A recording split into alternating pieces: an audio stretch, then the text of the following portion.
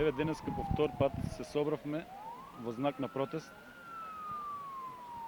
што ни ја постави оваа ограда тука измеѓу Стопанска банка, Градски трговски центар, Нова стоковна куќа. Вчера се собравме, еве денеска доставивме петиција до општина Струмица бидејќи бараме отчет од некого.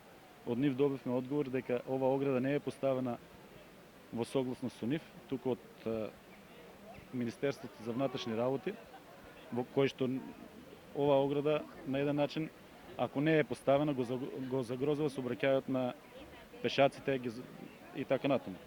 Ние по втор пат, ви кажувам, ни смета не само на дневниот промет, смета и на стари лица. Значи имаме изјави од нив тука дека доаѓањето до градскиот трговски центар им е отежнато со овој преминот до Нова стоковна куќа исто така е затворен, им смета, се затвараат тие прелази главни. Така да, ќе бараме отчет сега, во понеделник ќе одеме до началникот на нашата полиција да добиеме и од негово мислење што понатака. Ние ќе си го бараме нашето и ќе одеме до крај, бидејќи тоа не е решение ниту за нас дуканџиите, ниту за собствениците на штандови во Нова стоковна куќа, а ниту пак и за граѓаните на општина Струмица.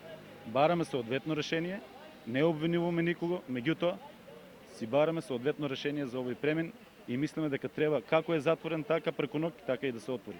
И мислам дека ќе биде, бидејќи ако се загрозува животот на пешаците, не дај Боже, до сега нема ни еден проблем сообраќај на станот овде. Туку тој проблем е создаден преку ноќ.